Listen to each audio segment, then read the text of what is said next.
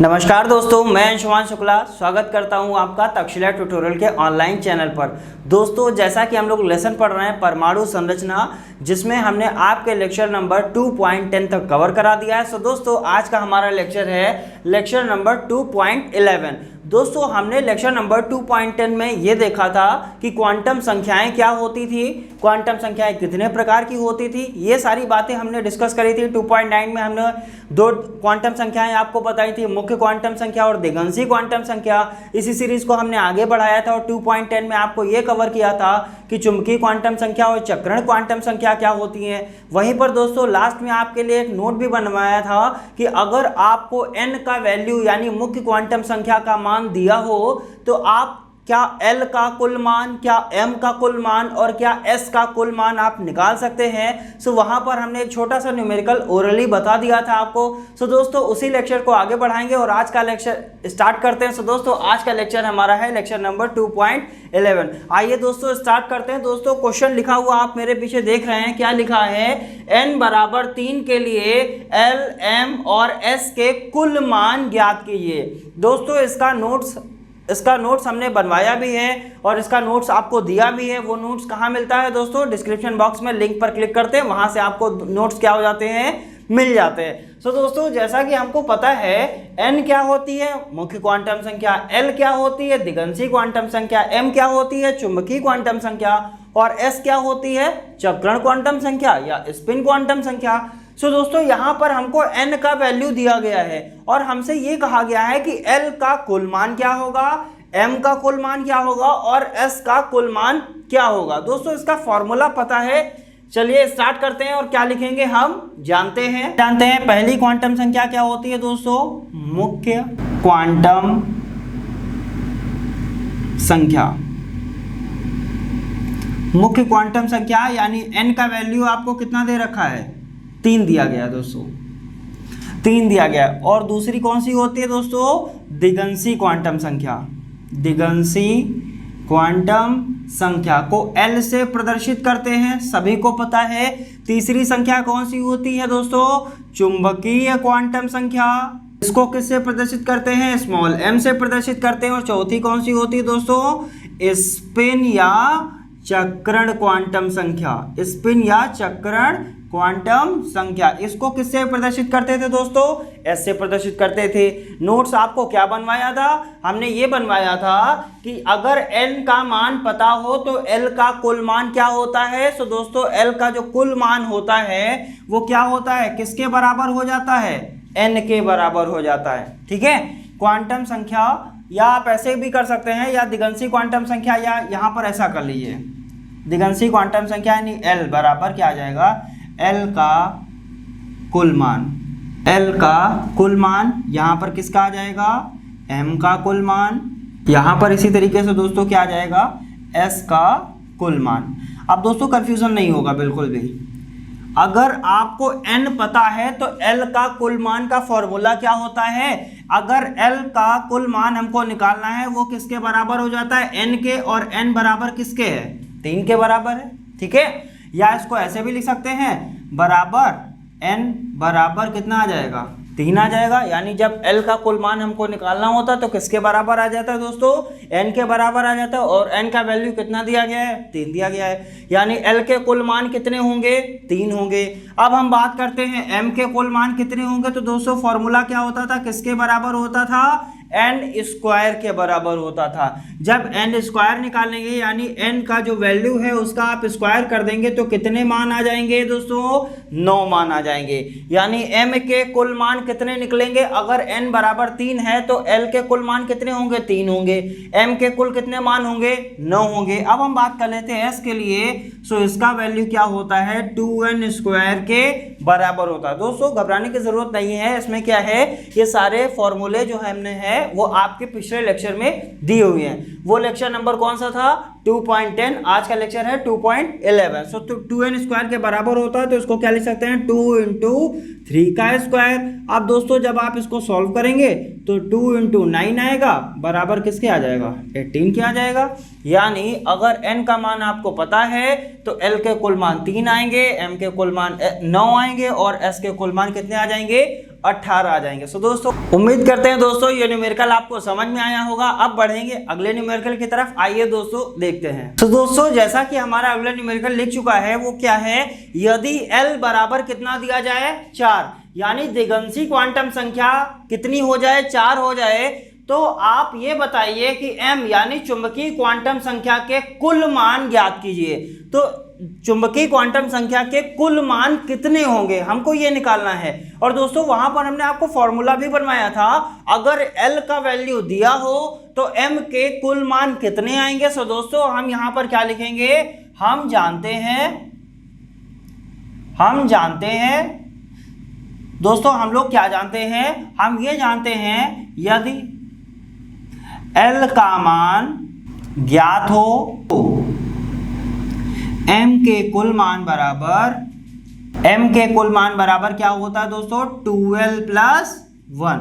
ये दोस्तों सारे फॉर्मूले हमने कराए हुए हैं, सारी क्वांटम संख्याएं आपको कराई हुई हैं। दोस्तों अगर कंफ्यूजन हो रहा है तो एक बार अपने पिछले लेक्चर देख लीजिए, सो वहां से आपके सारे कंफ्यूजन क्लियर हो जाएंगे। सो दोस्तों हमको पता है अगर L का मान दिया हो और m के कुल मान निकालने हो तो फॉर्मूला क्या होगा, 2L + 1। सिंपल, यहाँ पर L का वैल्यू रखिए और m के कुल मान आपको क्या पता चल जाएंगे, ये पता चल जाएगा कि m के कुल कितने मान होंगे। सो दोस्तों L का वैल्यू आपको कितना दिया गया है, 4 दिया गया है, हमने यहाँ पर 4 रख दिया, +1 कर दिया, बराबर कितना आया, 2 चौकी 8, और इसमें कितना जोड़ दिया जाए, 1 जोड़ दिया जाए तो L के कुल कितने मान आ जाएंगे, m के कुल कितने मान आ जाएंगे, 9 मान आ जाएंगे। सो दोस्तों उम्मीद करते हैं अगर L का मान दिया हो तो m के कुल मान आप आसानी से निकाल सकते हैं। सो दोस्तों यहाँ पर हम एक छोटा सा मान दिए दे रहे हैं आपके लिए, अगर हम आपसे कहें L बराबर 3 तो m बराबर कितना होगा। अगर L का मान आपको दिया जाए तो हम आपसे ये कह रहे हैं कि आप ये पता लगाइए कि m के कुल कितने मान होंगे। सो दोस्तों ये क्वेश्चन मार्क आपके लिए है, हमको आप इसका कमेंट बॉक्स में आंसर बताएंगे कि इसका आंसर क्या आएगा। सो दोस्तों बढ़ते हैं अपने नेक्स्ट टाइप के न्यूमेरिकल की तरफ, और दोस्तों ध्यान रखिएगा इसी टाइप से ये क्वेश्चन लगेगा, इसका कमेंट बॉक्स में हमें आप आंसर बताएंगे। सो दोस्तों बढ़ते हैं नेक्स्ट टाइप के न्यूमेरिकल की तरफ। तो क्वेश्चन आपको दे दिया गया है, क्वेश्चन क्या दिया गया है, Na11, यानी ये 11 क्या लिखा हुआ है, Na का, यानी ये सोडियम का परमाणु क्रमांक है। Na को क्या लिखते हैं, सोडियम का परमाणु क्रमांक कितना है, 11 या 11 है। कह रहा है इसके अंतिम इलेक्ट्रॉन की चारों क्वांटम संख्याएं ज्ञात कीजिए, यानी इसके अंतिम इलेक्ट्रॉन के लिए, अंतिम का मतलब आखिरी। और दोस्तों हमने आपको बताया था कि अंतिम कोश और बाह्य कोश हम कैसे डिसाइड करते हैं, ये हमने आपको पिछले लेक्चर में बताया हुआ था। जो भीतर के कोश होते हैं उनको आंतरिक कोश कहते हैं, और जिनकी क्वांटम संख्या का मान सबसे ज्यादा होता है वही दोस्तों क्या होते हैं, बाह्य कोश होते हैं। और बाह्य कोश में उपस्थित इलेक्ट्रॉन की संख्या क्या होती है, बाह्य कोश का इलेक्ट्रॉन होता है, या आप उसको क्या कह सकते हैं, अंतिम इलेक्ट्रॉन भी कह सकते हैं, या आप उसको अंतिम इलेक्ट्रॉन भी कह सकते हैं। इसका मतलब क्या हुआ, हमको सबसे पहले क्वांटम संख्या निकालने के लिए हमको ये देखना पड़ेगा कि n का मान क्या होगा, n के बाद हम बाकी की क्वांटम संख्याएं निकालेंगे। लेकिन ये जो n का मान हमको निकालना है, n होती क्या है, मुख्य क्वांटम संख्या। और दोस्तों मुख्य क्वांटम संख्या हमको कैसे पता चलती है, जब तक हम इलेक्ट्रॉनिक विन्यास नहीं बनाएंगे तब तक हम ये नहीं जान पाएंगे कि मुख्य क्वांटम संख्या क्या है। सो दोस्तों सबसे पहले हमारा इसमें काम क्या होगा, पहले हम Na बराबर 11, यानी Na का जो परमाणु क्रमांक 11 है उसका हम इलेक्ट्रॉनिक विन्यास बनाते हैं। SPDF के अकॉर्डिंग इसका क्या कर लेंगे, इलेक्ट्रॉनिक विन्यास बना लेंगे। इलेक्ट्रॉनिक विन्यास बनाने से हमको ये पता चल जाएगा कि इसकी मुख्य क्वांटम संख्या क्या है। और अगर एक बार मुख्य क्वांटम संख्या का मान पता चल गया तो दिगंशी क्वांटम संख्या, चुंबकीय क्वांटम संख्या, चक्रण क्वांटम संख्या, सारी क्वांटम संख्याएं हम आसानी से निकाल सकते हैं। सो दोस्तों सबसे पहले क्या करना है, सोडियम का इलेक्ट्रॉनिक विन्यास बनाना है। सो दोस्तों बनाते हैं इलेक्ट्रॉनिक विन्यास, क्या लिखेंगे, Na11, यानी Na का परमाणु क्रमांक 11 हो गया। अब इसका इलेक्ट्रॉनिक विन्यास दोस्तों कैसे बनाते हैं, 1s2 2s2 2p6 and 3s1, ये क्या बन गया, Na का इलेक्ट्रॉनिक विन्यास बन गया। 2 2 4 6 10 और 11 इलेक्ट्रॉन यहाँ पर हैं, 11 इलेक्ट्रॉन यहाँ पर है। इन केस अगर कोई स्टूडेंट ऐसा है जिसको इलेक्ट्रॉनिक विन्यास बनाने में कंफ्यूजन है तो एक बार वो लेक्चर नंबर 2.1 और 2.2 देख लेगा, ताकि वहां से आप इलेक्ट्रॉनिक विन्यास बनाना आसानी से सीख जाएंगे। सो दोस्तों यहाँ पर अब हम बात करते हैं, कह रहा है अंतिम इलेक्ट्रॉन की चारों क्वांटम संख्याएं आपको निकालनी है। अब आपको ये डिसाइड करना पड़ेगा कि इस इलेक्ट्रॉनिक विन्यास में कौन अंतिम इलेक्ट्रॉन होगा। और सबसे पहले अंतिम इलेक्ट्रॉन से भी पहले आप क्या डिसाइड कर लीजिए कि अंतिम कोश कौन सा है। ठीक है, क्या डिसाइड करना है कि अंतिम कोश कौन सा है। सो दोस्तों हमको पता है जिसकी मुख्य क्वांटम संख्या का मान सबसे ज्यादा होता है वही क्या होता है, अंतिम कोश होता है। और अंतिम कोश में जो इलेक्ट्रॉन होते हैं वही क्या होते हैं, अंतिम इलेक्ट्रॉन्स होते हैं। सो दोस्तों हम बात करते हैं, यहां पर दिया है 1, यानी इसकी मुख्य क्वांटम संख्या कितनी होगी, 1 होगी। इनकी मुख्य क्वांटम संख्या का मान क्या है, 2 है। इसकी मुख्य क्वांटम संख्या का मान क्या है, 3 है। इसका मतलब अंतिम इलेक्ट्रॉन कहाँ होगा, यही तो होगा 3s1 में। क्यों, क्योंकि इसकी मुख्य क्वांटम संख्या कितनी दी गई है, 3 दी गई है। 1 कम है, 2 कम है, 3 क्या है, ज्यादा है। यही मुख्य क्वांटम संख्या का मान ज्यादा है, यानी अंतिम इलेक्ट्रॉन हमारा कहाँ होगा, 3s1 में होगा। अब हमको क्या करना है, 3s1 के इलेक्ट्रॉन के लिए चारों क्वांटम संख्याएं निकालनी है। यहां से क्या लिख लेंगे, अतः हमने 11 के अंतिम इलेक्ट्रॉन अर्थात 3s1 की चारों क्वांटम संख्याएं, ठीक है। सो चारों क्वांटम संख्या कौन कौन सी होती है, पहली होती है मुख्य क्वांटम संख्या, दूसरी दोस्तों कौन सी होती है, दिगंशी क्वांटम संख्या। दोस्तों तीसरी क्वांटम संख्या कौन सी होती है, चुंबकीय क्वांटम संख्या। इसी प्रकार दोस्तों चौथी क्वांटम संख्या कौन सी होती है, चक्रण क्वांटम संख्या। और दोस्तों सभी को पता है मुख्य क्वांटम संख्या को n से प्रदर्शित करते हैं, इसको l से प्रदर्शित करते हैं, इसको m से प्रदर्शित करते हैं और इसको s से प्रदर्शित करते हैं। सो दोस्तों हम आपसे कहें 3s1 की चारों क्वांटम संख्याएं आपको निकालनी है। सो इसके लिए n का मान क्या होगा। सो दोस्तों हमने क्या बताया था, जो उपकोष के पहले जो नंबर लिखा होता है वही क्या होता है, n का वैल्यू होता है, यानी मुख्य क्वांटम संख्या का मान होता है। यानी ये अंतिम इलेक्ट्रॉन 1 है, सो इसके लिए मुख्य क्वांटम संख्या का मान कितना होगा, 3 होगा। यानी n बराबर कितना आ गया दोस्तों, 3 आ गया। अब दोस्तों हमको क्या निकालना है, l। जब n का वैल्यू पता होता है तो l के यहाँ पर कुल मान नहीं आपको निकालने, बल्कि l की सारी क्वांटम संख्याएं निकालनी है कि कौन कौन सी हो सकती हैं। सो दोस्तों हमको फॉर्मूला क्या पता है, होता है 0 से n-1 तक। यानी जब n का वैल्यू पता हो तो l का क्वांटम संख्या क्या होती है, 0 से n-1 तक। चलिए दोस्तों इसमें रखते हैं, क्या आएगा, 0 से 3-1 तक। अब 0 से 3-1 मतलब क्या आएगा, 0 से कहां तक, 2 तक। क्यों आएगा, क्योंकि 3 से 1 जाएगा तो कितना आएगा, 2 ही तो आएगा। और दोस्तों हमको पता है बीच में क्या होता है, 0, यहाँ 1, यहाँ 2, यहाँ 3, यहाँ 4, इस तरीके से चलता है। यहाँ -1, यहाँ -2, यहाँ -3, यहाँ -4, इस तरीके से लाइन आगे बढ़ती रहती है। अब हमको कहाँ से कहाँ चलना है, 0 से 2 तक। चलिए 0 से 2 चलते हैं, 0 से चले 2 पे रुक गए। ठीक है, कौन कौन नंबर है, 0 आया, 1 आया, 2 आया। यानी यहां से L बराबर कितना आ जाएगा, 0, 1, 2 आ गया।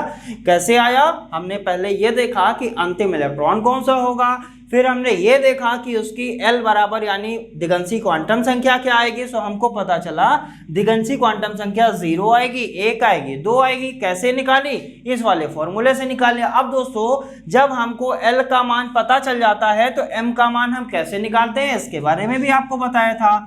इसको निकालने के लिए क्या लिखेंगे, यहाँ पर L लिखेंगे, यहाँ क्या लिखेंगे, M लिखेंगे। अब दोस्तों बताइए आपके पास L के कितने मान आए, 3 मान आए। एक बार 0 आया, एक बार 1 आया, एक बार 2 आया, यही तो आए। और फॉर्मूला दोस्तों क्या होता है, सभी को पता है, +L से -L तक 0 सहित, यही तो फॉर्मूला होता है। सभी का आंसर होगा यस सर, यही फॉर्मूला होता है। अब दोस्तों हमको क्या करना है, प्लस एल से माइनस एल तक शून्य सहित, यही फॉर्मूला इसमें भी लगेगा, यही इसमें भी लगेगा, यही इसमें भी लगेगा। ये फॉर्मूला आप लिखिए या ना लिखिए, आप डायरेक्ट कर सकते हैं, डायरेक्ट करिए, कोई बात नहीं है। सो प्लस एल यानी जीरो के लिए हम देखेंगे तो क्या आएगा, जीरो से जीरो तक कितना आएगा, जीरो आएगा। क्यों आएगा, क्योंकि सर ना तो प्लस का जीरो होता है ना माइनस का जीरो होता है, जीरो का मतलब क्या होता है, जीरो। यानी अगर L बराबर जीरो होगा तो M बराबर कितना आ जाएगा, जीरो आएगा। अब हम बात करते हैं अगर L बराबर 1 है तो क्या आएगा। सो दोस्तों यहाँ पर L का वैल्यू 1 रखिए तो क्या आएगा, प्लस 1 से माइनस 1 तक शून्य सहित, यही तो आएगा, प्लस 1 से माइनस 1 तक शून्य सहित। अब दोस्तों हमको चलना है कहां से कहां तक, ये सारी वैल्यूज किस में होती है, ये सारी की सारी वैल्यूज प्लस में होती हैं, ठीक है। अब प्लस 1 से माइनस 1 तक आप चलिए, प्लस 1 से चले माइनस 1 पर रुक गए। सो दोस्तों कौन कौन बना है, प्लस 1 0 माइनस 1, यही तो आया हुआ है, क्या आया है, प्लस 1 0 माइनस 1। सो दोस्तों इसकी क्वांटम संख्या क्या आ गई, प्लस 1 0 माइनस 1। यानी m का क्या आया, अगर l बराबर 1 होगा तो m का क्या वैल्यू आएगा, प्लस 1 0 माइनस 1। अब बात कर लेते हैं 2 के लिए, अगर l बराबर 2 है तो क्या आएगा, तो दोस्तों आएगा प्लस 2 से माइनस 2 तक शून्य सहित, यही आने वाला है। अब दोस्तों यहां पर हमने देखा कि इसके लिए क्या आएगा। सो दोस्तों हमने देखा अब हमको चलना है प्लस 2 से माइनस 2 तक, चलिए चलते हैं। प्लस 2 से माइनस 2 तक चले तो कौन कौन से नंबर आए, प्लस 2 आया, प्लस 1 आया, 0 आया, माइनस 1 आया, माइनस 2 आया।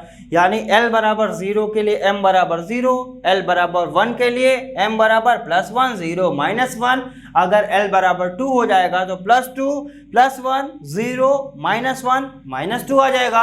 अब दोस्तों हम कहाँ चलेंगे, ये M की चुंबकीय क्वांटम संख्या भी निकल गई, यानी चुंबकीय क्वांटम संख्या हमने निकाल लिया। अब हमको बात करनी है किसके लिए, चक्रण क्वांटम संख्या के लिए। अब दोस्तों हमने एक चीज और बताई थी कि ऑर्बिटल में, एक ऑर्बिटल में कितने इलेक्ट्रॉन रहते हैं, 2 इलेक्ट्रॉन। और हमने क्या बताया था, एक इलेक्ट्रॉन ऊपर की तरफ होता है, एक इलेक्ट्रॉन नीचे की तरफ होता है। जब एक इलेक्ट्रॉन ऊपर की तरफ होता था तो उसके लिए s का क्या मान लेते थे, प्लस का 1/2। अगर नीचे की तरफ होता था तो क्या लेते थे, s बराबर माइनस का 1/2। हमको निकालना किसके लिए है, अंतिम इलेक्ट्रॉन के लिए। और अंतिम इलेक्ट्रॉन कहाँ गया है, 3s1 में गया है। यानी s के लिए यहाँ पर क्या लिखेंगे, 3s1। और s में कितने ऑर्बिटल होते हैं दोस्तों, सभी को पता है s में एक ऑर्बिटल होता है। s में कितना ऑर्बिटल, एक ऑर्बिटल। p में कितने ऑर्बिटल, 3 ऑर्बिटल। d में कितने ऑर्बिटल, 5 ऑर्बिटल। और f में कितने ऑर्बिटल, 7 ऑर्बिटल होते हैं। ये सारी चीजें हम जानते हैं। सो दोस्तों हमको पता है कि s में एक ऑर्बिटल होता है और यहां पर लिखा है s में कितना इलेक्ट्रॉन है, एक ही तो इलेक्ट्रॉन है। सो जो एक इलेक्ट्रॉन होगा वो कहां होगा, ऊपर की तरफ होगा। अगर ये वाला इलेक्ट्रॉन ऊपर की तरफ है तो हम आपसे कहें कि ये दक्षिणावर्त है कि वामावर्त, तो आप क्या कहेंगे, सर ये दक्षिणावर्त है, वामावर्त नहीं है। अगर ये दक्षिणावर्त है तो इसके लिए s का वैल्यू कितना आएगा, तो आप कहेंगे सर इसके लिए चक्रण क्वांटम संख्या या स्पिन क्वांटम संख्या का मान क्या होगा, प्लस का 1/2 हो जाएगा। सो दोस्तों उम्मीद करते हैं आपको इस टाइप के न्यूमेरिकल भी करने में आसानी होगी। करना क्या है, प्रैक्टिस करनी है। जितनी ज़्यादा आप प्रैक्टिस करेंगे उतने ही अच्छे से आप चीज़ों को सीख पाएंगे। सो दोस्तों बढ़ते हैं आगे की तरफ और देखते हैं एक और नया नियम। सो दोस्तों आज हम एक नियम डिस्कस करने वाले हैं, नाम है पाउली का अपवर्जन का नियम। किसका नियम, पाउली का अपवर्जन का नियम। पाउली एक साइंटिस्ट है, इन्होंने एक नियम दिया। किस चीज का नियम दिया, अपवर्जन का नियम। पहले इसको ओरली समझ लेते हैं कि आखिरकार ये नियम कहता क्या है। दोस्तों ये नियम ये कहता है कि किसी भी 2 इलेक्ट्रॉन के लिए, ध्यान से सुनिएगा, किन्हीं भी 2 इलेक्ट्रॉनों के लिए चारों क्वांटम संख्याओं के मान कभी भी एक समान नहीं हो सकते। सो दोस्तों ध्यान से सुनिएगा कि किन्हीं भी 2 इलेक्ट्रॉनों के लिए चारों क्वांटम संख्याओं के मान कभी भी एक समान नहीं हो सकते। अगर किन्हीं कारणों से 3 क्वांटम संख्याओं के मान समान है तो चौथी क्वांटम संख्या अवश्य असमान होगी। यानी अगर कैसे भी करके तीन क्वांटम संख्या के मान समान हो गए तो चौथी क्वांटम संख्या जो होगी वो हमेशा क्या होगी, असमान होगी या भिन्न होगी। सो दोस्तों उम्मीद करते हैं आपको ये समझ में आया होगा। आइए दोस्तों इसको पहले लिख लेते हैं। तो दोस्तों जैसा कि हमने हेडिंग बना लिया है पाउली का अपवर्जन का नियम, और हमने आपको क्या बताया उसमें कि किन्हीं दो इलेक्ट्रॉनों के लिए चारों क्वांटम संख्याओं के मान कभी भी एक समान नहीं हो सकते। अगर किन्हीं कारणों से तीन क्वांटम संख्याओं के मान एक समान हो गए तो चौथी क्वांटम संख्या दोस्तों जो होगी वो अवश्य असमान होगी या भिन्न होगी। सो दोस्तों वही लिखा हुआ है पाउली का अपवर्जन का नियम। क्या होता है ये नियम? किसी परमाणु के दो इलेक्ट्रॉनों के लिए चारों क्वांटम संख्याओं के मान एक समान नहीं हो सकते। इसको अंडरलाइन कर लेंगे, क्या लिखा हुआ है, एक समान नहीं हो सकते। किनके लिए? चारों क्वांटम संख्याएं। और चारों क्वांटम संख्याएं कौन कौन सी होती हैं? मुख्य क्वांटम संख्या, दिगंशी क्वांटम संख्या, चुंबकीय क्वांटम संख्या और चक्रण क्वांटम संख्या। सो दोस्तों यहीं पर हम ध्यान दे लेते हैं पाउली के अपवर्जन नियम के अनुप्रयोग। अनुप्रयोग दोस्तों आपके लिखे हुए हैं, वो दोस्तों कहाँ लिखे होंगे? ये सारी बातें दोस्तों जो हम डिस्कस करते हैं वो सारी की सारी चीजें आपके रिटन नोट्स में दी हुई हैं। वो रिटन नोट्स आपको कहाँ मिलेंगे? डिस्क्रिप्शन बॉक्स में नीचे की तरफ लिंक दिया हुआ है, वहां पर जाएंगे, क्लिक करेंगे, पीडीएफ को डाउनलोड करेंगे। इन केस अगर पीडीएफ डाउनलोड करने में कोई प्रॉब्लम आ रही है तो हमारे कॉन्टेक्ट नंबर पर हमसे कांटेक्ट करके आप अपनी प्रॉब्लम को सॉल्यूशन भी पा सकते हो। सो दोस्तों जैसा कि हमने बताया कि ये सारी चीजें आपको कहाँ मिलेंगी? नोट्स में मिल जाएंगी। और दोस्तों यहाँ पर हमने ये तो समझ लिया पाउली का अपवर्जन का नियम हो गया। और दोस्तों पाउली के अपवर्जन नियम के अनुप्रयोग क्या है? पाउली जी ने ही बताया था कि एक ऑर्बिटल में दो इलेक्ट्रॉन रह सकते हैं। कैसे? विपरीत स्पिन के दो इलेक्ट्रॉन रह सकते हैं। विपरीत स्पिन का मतलब दोस्तों क्या होता है? एक ऊपर की तरफ होगा तो एक इलेक्ट्रॉन कहाँ होगा? नीचे की तरफ होगा। सो दोस्तों जैसा हमने बताया कि एक ऑर्बिटल में, हमने नहीं बताया, किसने बताया था? पाउली जी ने बताया था। इनके अनुप्रयोग क्या थे? पाउली जी ने ही हमको ये बताया, क्या बताया कि एस उपकोष में दो इलेक्ट्रॉन रह सकते हैं, पी उपकोष में 6 इलेक्ट्रॉन रह सकते हैं, डी में 10 इलेक्ट्रॉन रह सकते हैं और एफ उपकोष में कितने इलेक्ट्रॉन रह सकते हैं? 14 इलेक्ट्रॉन रह सकते हैं। किसने बताया? पाउली जी ने, कि एस उपकोष में 2 इलेक्ट्रॉन, पी उपकोष में कितने इलेक्ट्रॉन? 6 इलेक्ट्रॉन, डी में 10 इलेक्ट्रॉन, एफ में 14 इलेक्ट्रॉन। क्यों बताया और कैसे बताया? इन्होंने ही बताया था कि एक ऑर्बिटल में मैक्सिमम 2 इलेक्ट्रॉन रह सकते हैं, 2 से ज्यादा एक ऑर्बिटल में इलेक्ट्रॉन नहीं रहते। और इन्होंने ये भी बताया था कि जो एक ऑर्बिटल में जो 2 इलेक्ट्रॉन होंगे वो कैसे होंगे? विपरीत स्पिन के होंगे। विपरीत स्पिन का मतलब अगर एक दक्षिणावर्त होगा तो दूसरा इलेक्ट्रॉन कैसे रखा जाएगा? वामावर्त रखा जाएगा। ये किसने बताया था? पाउली जी ने बताया था। और हुंड ने इलेक्ट्रॉन के रखने का क्रम बताया था, ना कि ये बताया था कि एक ऑर्बिटल में 2 इलेक्ट्रॉन रहेंगे। उन्होंने क्या बताया था? युग्मन आप तब करेंगे जब उसमें क्या होगा?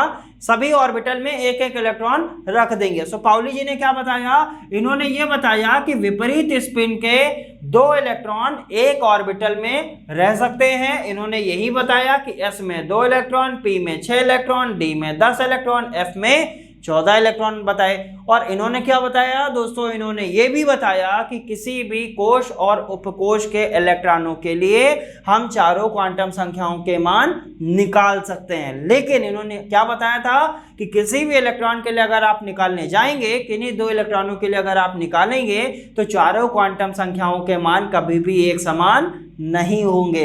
अगर 3 क्वांटम संख्याओं के मान समान हो गए तो चौथी क्वांटम संख्या का मान अवश्य क्या होगा दोस्तों? असमान होगा।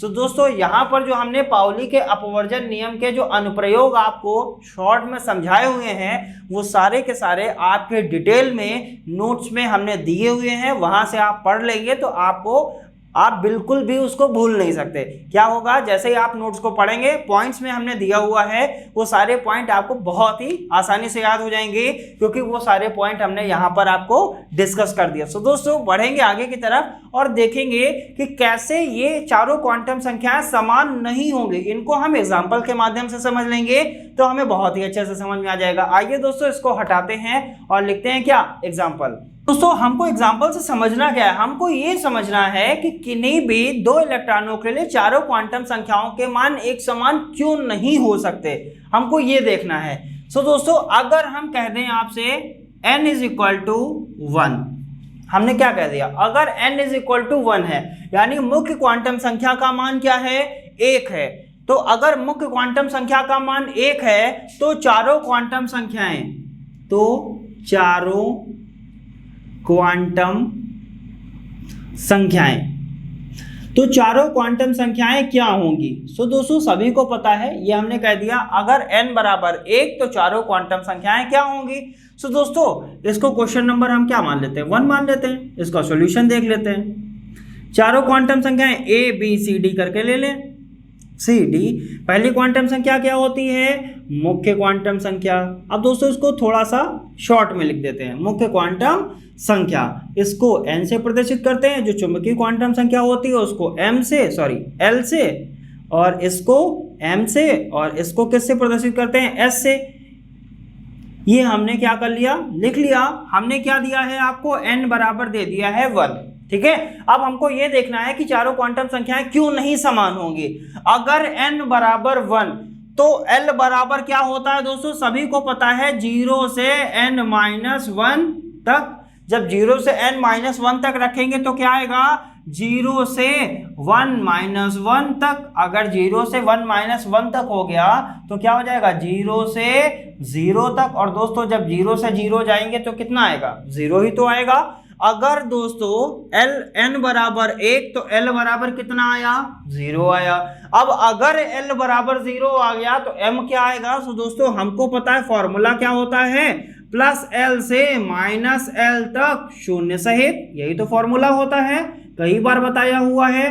फॉर्मूला क्या है, प्लस l से माइनस l तक शून्य सहित। तो क्या रखेंगे, प्लस l का मतलब l का वैल्यू कितना आया, 0 आया, यानी 0 से 0 तक ये भी कितना आ गया, 0 आ गया, ठीक है। यानी देखिए आप क्या आ रहा है कि l का मान समान है, m का मान समान है, यानी दो क्वांटम संख्याओं के मान समान हो गए। और यही तो पाउली जी ने बताया था, अगर दो क्वांटम संख्याओं के मान समान हो या तीन क्वांटम संख्याओं के मान समान हो, लेकिन चौथी क्वांटम संख्या जो होगी वो अवश्य क्या होगी, असमान होगी, यानी अलग होगी। अब दोस्तों हम s की बात कर लेते हैं, यानी स्पिन क्वांटम नंबर क्या होगी।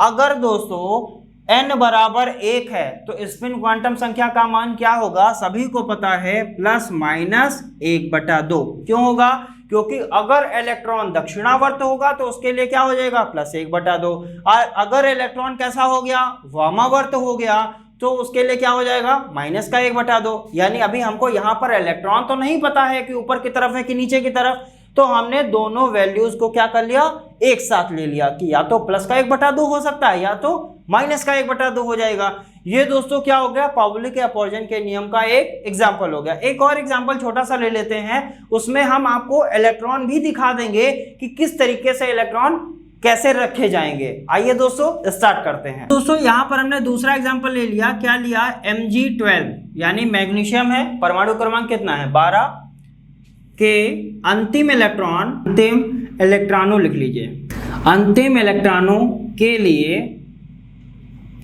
चारों क्वांटम संख्याएं। दोस्तों आपको क्या ज्ञात करना है, आपको ये देखना है Mg12 यानी मैग्नीशियम का परमाणु क्रमांक 12 है, तो उसके लिए आपको चारों क्वांटम संख्याएं क्या करनी है, ज्ञात करनी। और दोस्तों हमने इस तरीके को क्वेश्चन के लिए क्या बताया था, पहले आप उसका क्या कर लीजिए, इलेक्ट्रॉनिक विन्यास बना लीजिए। जब आप इलेक्ट्रॉनिक विन्यास बना लेंगे तो आपको ये पता चल जाएगा कि इसकी मुख्य क्वांटम संख्या का मान क्या होगा।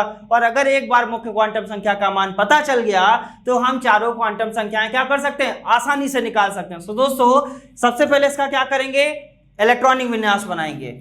सॉल्यूशन लिख लेते हैं इसका, Mg12 मैग्नीशियम परमाणु क्रमांक 12, जब इसका इलेक्ट्रॉनिक विन्यास बनाएंगे तो क्या बनेगा, 1s2 2s2 2p6 3s2, यही तो बनेगा। यहाँ इलेक्ट्रॉन कितने हैं, 12 हैं। यहाँ देखिए 2 2 4 6 10 और 2 12, यानी 2 कितने इलेक्ट्रॉन हो गए, 12 इलेक्ट्रॉन इधर भी है, 12 इलेक्ट्रॉन इधर भी है। इसका मतलब इलेक्ट्रॉनिक विन्यास क्या है, सही है हमारा।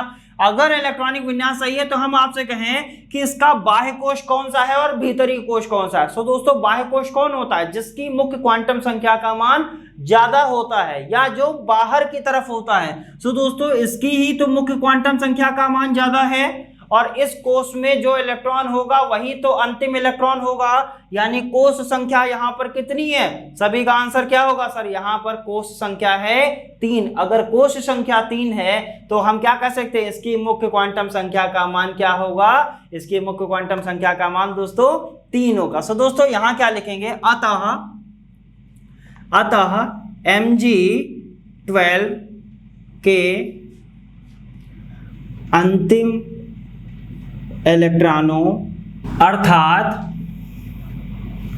3s2। अब अंतिम इलेक्ट्रॉन कहाँ है? तीसरे कोश में है। और कितने अंतिम इलेक्ट्रॉन हैं सर? 2 अंतिम इलेक्ट्रॉन है। कितने इलेक्ट्रॉन है यहाँ पर? 2 ही तो इलेक्ट्रॉन है। 3s2 की चारों क्वांटम संख्याएं। अब दोस्तों हमको इसकी क्या निकालनी है? चारों क्वांटम संख्याएं निकालनी है। चलिए रख लेते हैं A, B, C और D ले लिया। ठीक है, A, B, C और D ले लिया। अब हम बात करते हैं पहली क्वांटम संख्या को N से रिप्रेजेंट करते हैं, दूसरी को L से रिप्रेजेंट करते हैं, तीसरी को M से और चौथी को S से रिप्रेजेंट करते हैं। N क्या होती है? मुख्य क्वांटम संख्या। L क्या होती है? दिगंसी क्वांटम संख्या। M क्या होती है? चुंबकीय क्वांटम संख्या। और S क्या होती है? स्पिन क्वांटम संख्या या चक्रण क्वांटम संख्या।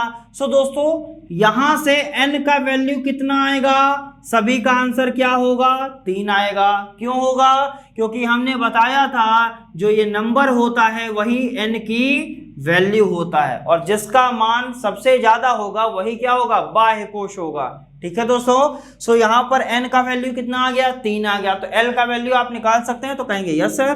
क्या फॉर्मूला होता है? 0 से N-1 तक, यही तो फॉर्मूला होता है। चलिए दोस्तों रखते हैं, क्या आएगा? 0 से 2-1 तक और 2-1 तक जाएंगे तो कौन कौन सी वैल्यू आएगी? 0 से 1 तक और 0 से 1 तक कौन कौन मान आएंगे? 0,1, यही तो आया हुआ है। किसका मान आ गया दोस्तों? L का मान आ गया। अब M का मान निकाल सकते हैं। फॉर्मूला क्या होता है?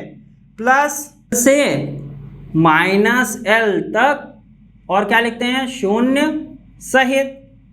शून्य सहित। अब दोस्तों हमको क्या देखना है? यहाँ पर L लिख लिया, यहाँ पर क्या लिख लिया? M लिख लिया। अब दोस्तों एक बार L का मान 0 रखा, एक बार L का मान कितना रखा? 1 रखा। जो आया है वो यहाँ पर हमने रख दिया। यहाँ एक बार L का मान 0 आया, एक बार कितना आया? 1 आया। अब दोस्तों ये 0 इस वाले फॉर्मूले में रखिए तो क्या आएगा? 0 से 0 तक, यानी M बराबर कितना आ जाएगा? 0 आ जाएगा। अब हम क्या रखेंगे? एक बार L बराबर 1 रखिए, यानी यहाँ पर 1 रखेंगे तो क्या आएगा? +1 से -1 तक, +1 से -1 तक शून्य सहित, यही तो आएगा। सभी का आंसर यही होगा।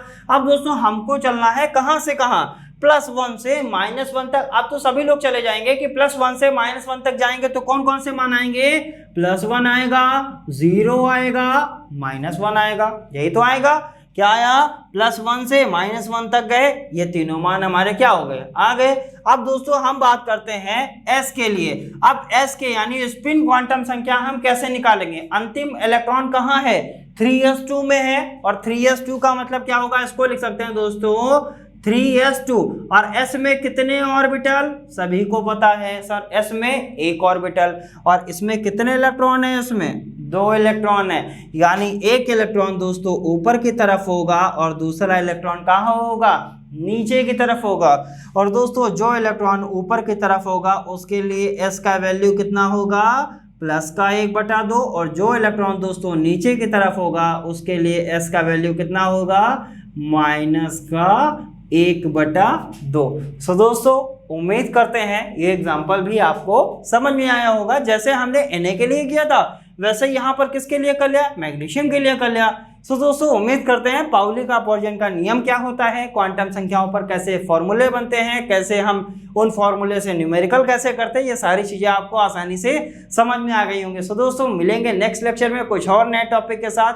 सो दोस्तों आज के लिए इतना ही, मिलेंगे नेक्स्ट लेक्चर में। धन्यवाद।